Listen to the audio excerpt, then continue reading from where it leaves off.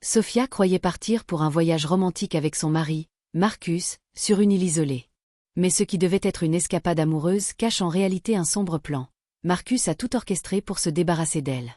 Il la croit capable de découvrir sa liaison secrète et craint qu'elle ne le détruise. Lorsqu'il tente de la tuer, le piège se referme sur lui.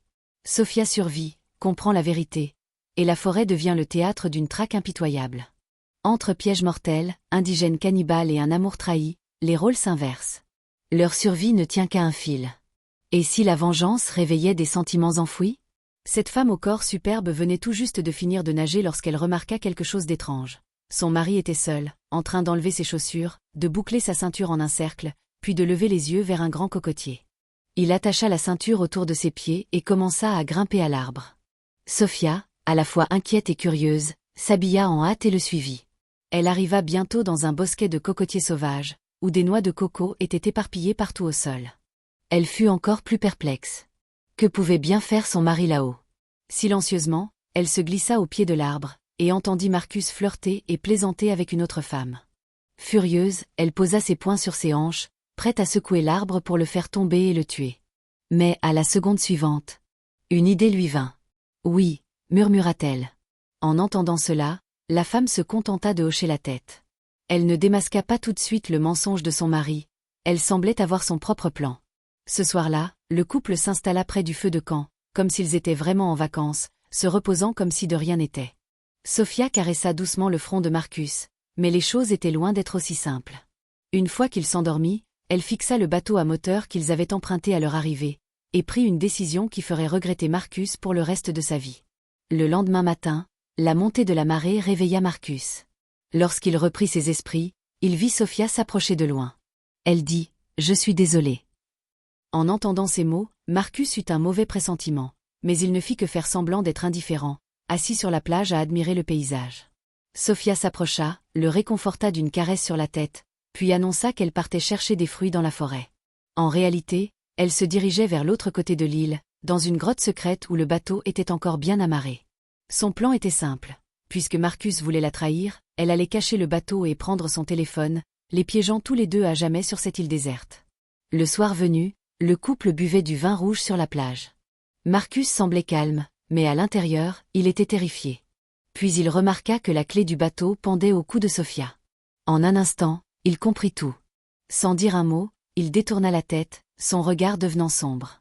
Le matin suivant, Marcus se leva tôt, prétendant avoir besoin d'aller aux toilettes. Quand Sophia toucha instinctivement sa poitrine, elle réalisa que la clé autour de son cou avait disparu. Elle se leva, mais il était déjà trop tard. En se retournant, elle le vit courir vers le bateau avec lequel ils étaient venus la veille. Il avait l'intention d'abandonner cette femme détestable sur l'île pour toujours.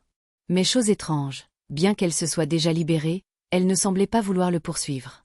Marcus fut surpris, mais n'y réfléchit pas davantage. Il lui fit un signe de la main, triomphant, et partit à toute vitesse. Ce qu'il n'aurait jamais imaginé, c'est qu'une longue corde était attachée sous le bateau, reliée à un rocher au fond de la mer. Plus le bateau accélérait, plus la corde se tendait, jusqu'à ce qu'elle ramène brutalement le bateau en arrière, comme un élément du décor. Ce ne fut qu'après près de 2 heures qu'il réalisa, il était tombé en plein dans le piège de Sophia. Et ce n'était que le début. Alors qu'il luttait pour regagner l'île à la nage, Sophia, elle, utilisait déjà des lianes et des troncs d'arbres pour fabriquer quelque chose de grandiose. Un piège destiné à faire payer un prix encore plus terrible à son mari sans cœur.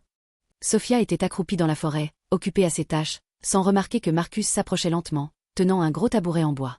Les mouvements du mari étaient étranges, silencieux, et il atteignit rapidement sa position. Sophia, concentrée, ne se doutait de rien. Soudain, un cri étrange résonna dans les profondeurs de la forêt. Surprise, la Sophia se retourna précipitamment, mais ne vit rien. Juste derrière elle, à moins d'1 mètre, Marcus avait déjà levé haut le tabouret, visant l'arrière de sa tête. La Sophia s'effondra au sol dans un bruit sourd. Pourtant, sur le visage de son mari, aucune trace de satisfaction, seulement de la confusion. Il restait figé, tremblant, ne sachant quoi faire. Voyant que la Sophia ne bougeait pas, il s'approcha prudemment, voulant vérifier son état. Mais en s'avançant, il marcha sur une corde piège. Une cage suspendue à un arbre se referma soudainement sur lui, l'emprisonnant sans qu'il puisse s'échapper. On ne sait combien de temps passa, mais la Sophia finit par reprendre connaissance. Elle se leva péniblement, les souvenirs de l'attaque revenant petit à petit. En levant les yeux et découvrant Marcus suspendu au-dessus d'elle, elle comprit immédiatement la situation. son propre mari, après 10 ans de mariage, avait tenté de la tuer. Dévastée et furieuse, elle se redressa, prête à lui faire payer. Alors qu'elle s'apprêtait à riposter, une horde de personnes surgit de la forêt dans une attaque rapide. Pourtant, cette île était censée être inhabitée. Elle comprit soudain ce qui se passait. Se tournant vers Marcus avec un léger sourire, elle empoigna un bâton et s'enfuit. À ce moment, un groupe de 10 indigènes déboula devant le mari. Terrorisé, il tenta de fuir. Dans un élan désespéré, il se libéra de la cage et s'échappa à toute vitesse, juste avant que les indigènes ne l'attrapent. Mais à peine avait-il couru un peu plus loin qu'il tomba sur un danger encore plus grand. Sa femme, armée d'un arc, l'attendait déjà. Avant même qu'il ne puisse parler, elle décocha une flèche qui frôla son visage pour se planter violemment dans un arbre. Sa puissance fit froid dans le dos.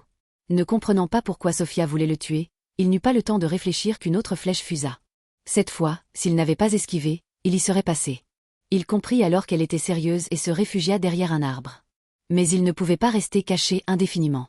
Il eut une idée, il ramassa une noix et la lança au loin. Lorsque la noix éclata sous l'impact d'une flèche, il en profita pour foncer à travers la forêt, s'éloignant à toute vitesse. Il courait de toutes ses forces, mais son épouse, avec une précision d'élite, lui barra la route. N'ayant plus d'issue, il se réfugia dans la grotte des cannibales. Sophia arriva peu après, et sans hésiter, souleva un énorme pot d'argile pour l'assommer violemment. Mais en voyant Marcus inconscient au sol, sa rage meurtrière se transforma en panique. Elle le retourna, tenta de le réanimer avec des méthodes de fortune, appuya de toutes ses forces sur sa poitrine, essayant de le ramener à la vie. C'est à ce moment précis qu'elle comprit. Malgré tout, elle l'aimait encore profondément. Le voyant inerte, elle se pencha sur lui, désespérée, en larmes. Peut-être touché par ses sentiments, Marcus réveilla soudain comme sorti d'un long cauchemar. Leurs regards se croisèrent, et tout fut clair entre eux. Leur haine mutuelle s'évanouit. Mais le vrai danger ne faisait que commencer. Dans cette île peuplée de cannibales, leur amour ne pouvait survivre longtemps.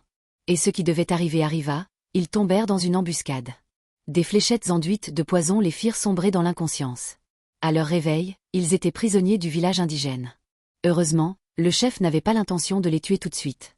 Malheureusement, la femme, avec sa peau blanche et ses cheveux dorés, attira l'attention du chef, qui décida de l'offrir en sacrifice au dieu du feu. Quant au mari, on lui administra un sédatif et on le plaça sur une pirogue dérivant vers l'océan. Pendant ce temps, le bûcher autour de Sophia fut allumé.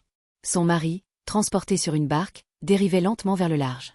Mais alors que tout semblait perdu, il se réveilla brusquement. Il saisit un morceau de bois pour se libérer et sauta à l'eau, nageant de toutes ses forces vers le rivage. Déterminé à sauver sa femme, il s'introduisit furtivement dans le village, renversa le chef d'un coup précis, puis bondit à travers le brasier, arrachant Sophia du poteau. Sous la puissance de sa course, le bûcher explosa, libérant Sophia dans une scène spectaculaire. Profitant de la confusion, ils s'enfuirent à toute vitesse, se jetant ensemble du haut d'une falaise. En chute libre depuis des centaines de mètres, ils étaient minuscules face à l'immensité du ciel. Mais à ce moment-là, ils avaient transcendé la peur, et leur amour s'était renforcé. Sous les yeux stupéfaits des indigènes, ils tombèrent lourdement dans la mer, puis émergèrent ensemble à la surface. Furieux, les indigènes lancèrent une dernière attaque. Mais l'homme, prévoyant, dévia habilement le projectile et trancha la corde de ses liens. Ensemble, ils remontèrent sur la terre ferme, poussèrent une pirogue volée à la mer, et s'échappèrent enfin de cette île maudite. À partir de ce moment, ils ne se disputèrent plus jamais. Ils coopérèrent, s'encouragèrent mutuellement, et quittèrent enfin l'île, en route vers une vie heureuse et paisible.